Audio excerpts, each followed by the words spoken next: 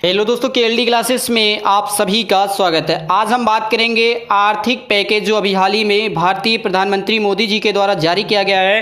ये पैकेज आपका 20 लाख करोड़ रुपए का है। ये जारी किया गया है सभी को फायदा पहुंचाने के लिए, लेकिन कहीं ना कहीं उसमें कमी रह गई है। इसके लिए जो विशेषज्ञ हैं वो इस पर सवाल खड़े कर रहे हैं। तो मैं 2 से 3 सेक्टर को लेकर बात करूंगा कि जिसके माध्यम से आपको समझ में आएगा कि ये जो पैसा जारी किया गया है सही जगह पे, और जहां पे क्लियर करना चाहिए सरकार को वहां पे वो क्लियर ना करके एक दुविधा वाली संकट पैदा कर दी, जिसके कारण से अभी तो समस्या होंगी, इसके बाद आने वाले समय में और समस्या होंगी, जिसके कारण से पूरे देश को इससे समस्या का सामना करना पड़ेगा। लॉकडाउन के कारण बंद पड़ी कारोबारी गतिविधियों को फिर से शुरू करने और कारोबारियों के साथ साथ कामगारों और किसानों की समस्याओं को दूर करने के लिए प्रधानमंत्री मोदी ने 20 लाख करोड़ रुपए के जिस आर्थिक पैकेज की घोषणा की है उसके 4 हिस्सों की घोषणा हो चुकी है। लेकिन इस पर कई प्रकार के सवाल खड़े हो रहे हैं। सवाल कोई छोटे मोटे नहीं, बल्कि एक सवाल से अगर एक छोटे से सवाल से भी देखा जाए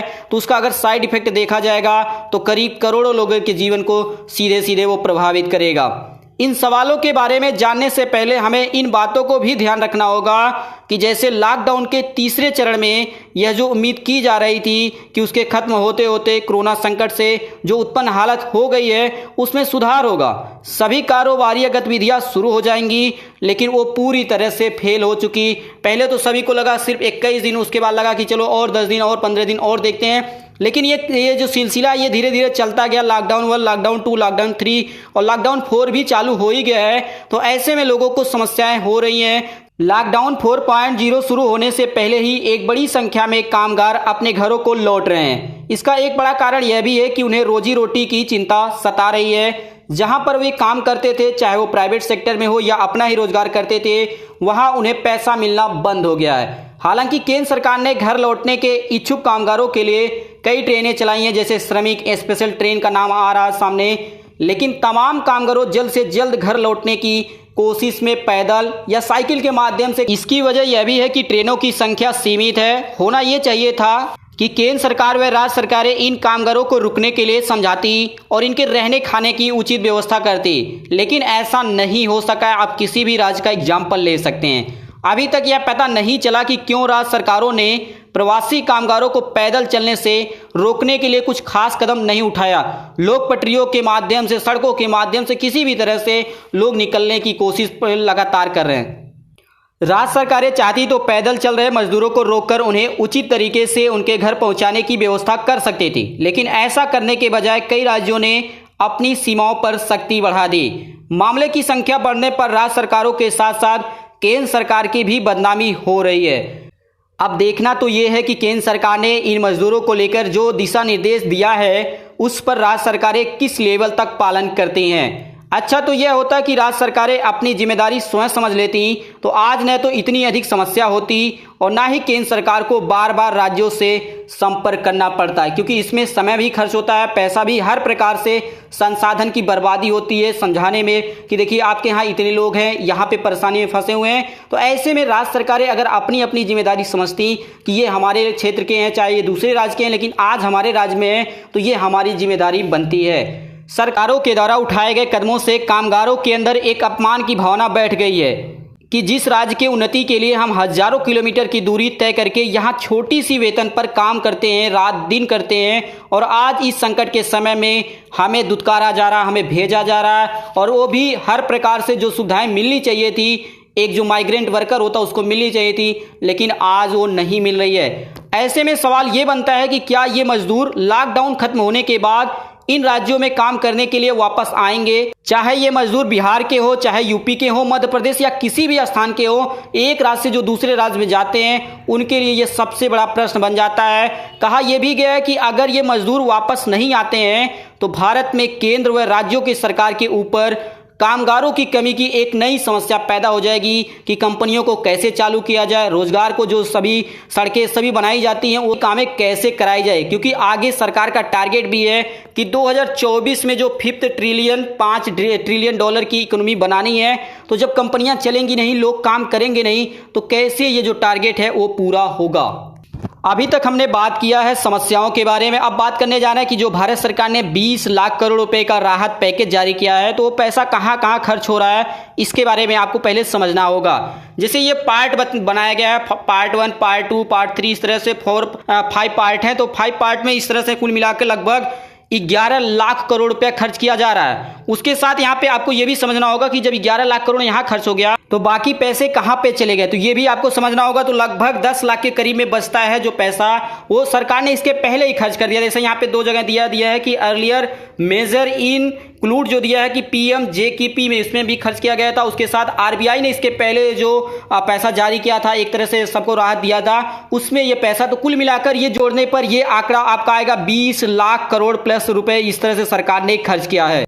भारतीय वित्त मंत्री की ओर से की गई अधिकांश घोषणाएं सीधी राहत देने वाली नहीं है, जो हैं भी उनकी संख्या बहुत ही कम है।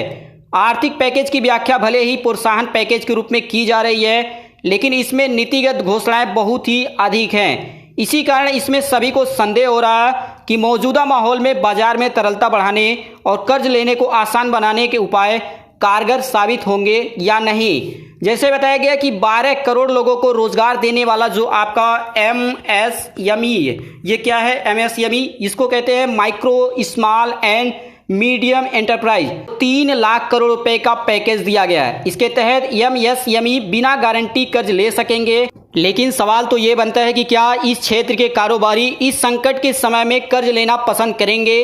क्या यह कहा जा सकता है कि उद्यमी देनदारी के भुगतान को पैकेज का हिस्सा मानकर राहत महसूस करेगा? अर्थात लोन का भुगतान तो व्यक्ति को करना ही होगा, तो उसे प्रोत्साहन क्यों माना जाए? आज नहीं आपको करना होगा, 1 साल, 1.5 साल, 6 महीने के बाद तो आपको ये पैसा आप जो लोन लेंगे उससे देना ही होगा, तो इसे सरकार क्यों प्रोत्साहन करे? ये भी सबसे बड़ा सवाल बन जाता है। आर्थिक पैकेज की कई घोषणाएं सुधारों से संबंधित है। इसमें से कई सुधार ऐसे हैं जिनसे तत्कालिक लाभ नहीं मिलने वाला है, जबकि आज की आवश्यकता ऐसे उपायों की है जो प्रभावित लोगों को तुरंत सीधी राहत उपलब्ध कराए।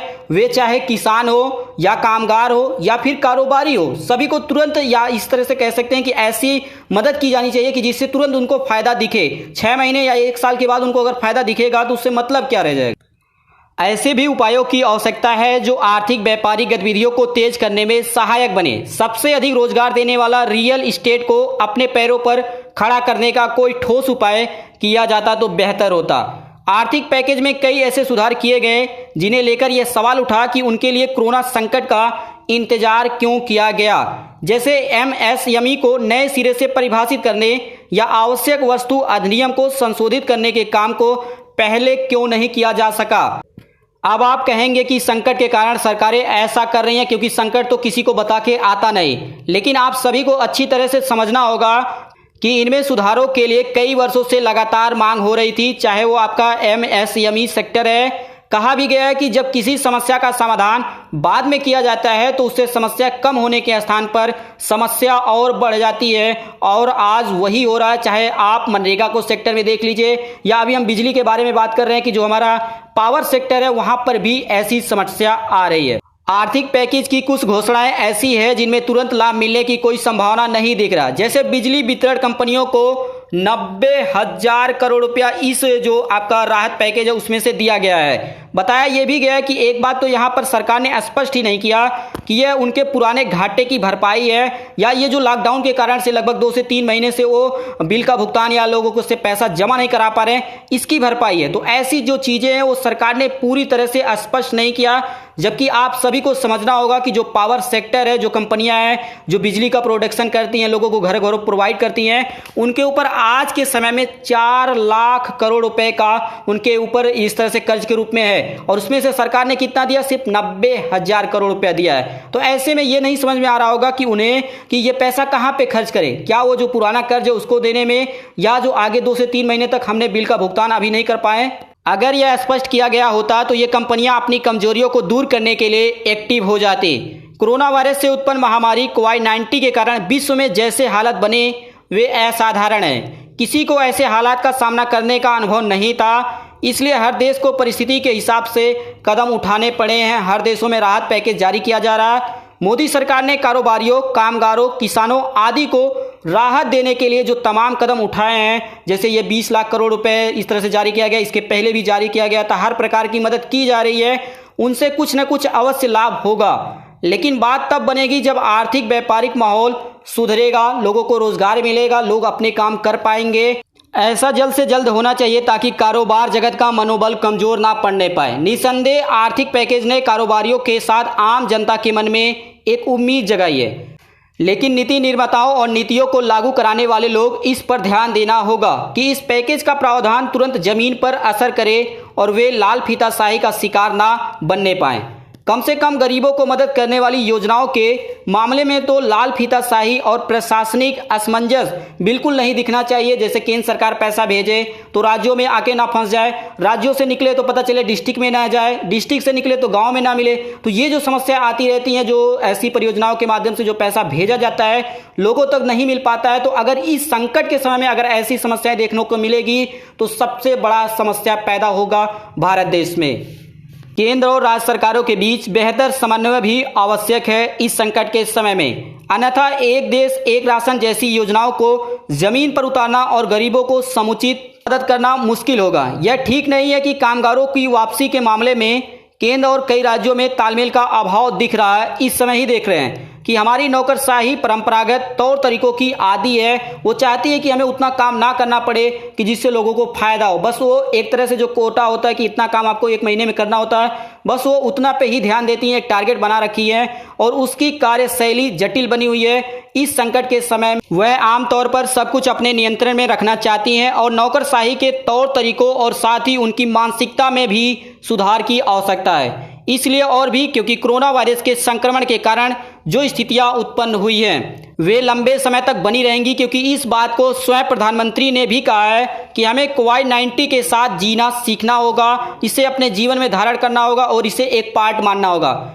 बेहतर तो ये होगा कि लॉकडाउन 4.0 में अधिक छूट दी जाए, जिससे आवाजाही आसान हो और कारोबारियों को गतिविधियों के लिए बल मिले, जिससे वे अपने समस्याओं का समाधान अपने स्तर पर कर सके और उन्हें अन्य समस्याएं जो आने वाली हैं आगे भी उससे उसे दूर कर पाएं और उससे बच पाएं। तो ये थी हमारी आज की सबसे इंपॉर्टेंट इन्फॉर्मेशन कि जो अभी हाल ही में भारत सरकार की ओर से राहत पैकेज 20 लाख करोड़ रुपए का जारी किया गया है। तो उसमें कुछ ऐसी समस्या आ गई हैं जो छोटी छोटी हैं, उसे दूर नहीं किया गया तो समस्याएं तो लोगों को पैदा होंगी और बाद में जब समस्या पैदा हो जाएंगी तो सरकार कहेगी ये तो हमको पता नहीं था या इस बारे में हमने कहा नहीं था या लोगों को समझ में आ जाएगा इसलिए हमने बताया नहीं था। तो ऐसी समस्या ना आए, इसी सब से बचने के लिए इसी प्रकार से बने रहने के लिए आप सभी दोस्तों का KLD क्लासेस की ओर से धन्यवाद।